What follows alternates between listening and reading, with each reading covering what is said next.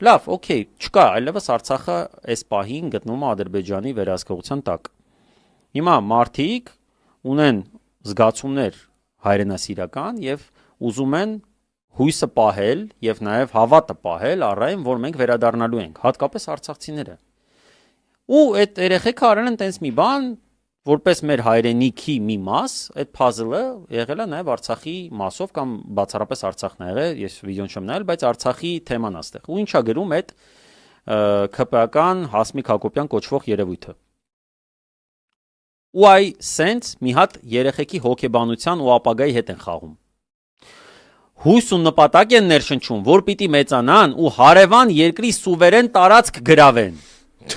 Բերեն կպցնեն մեր սուվերեն Հայաստանին, այսպիսով վտանգելով մեր սուվերեն երկրի ինքնիշխանությունը։ Արես ոնց որ Ադրբեջանի մեջլիսի падգամավոր գրի, չէ՞, ասենք տենց չի ձեր մոտ տպավորությունը։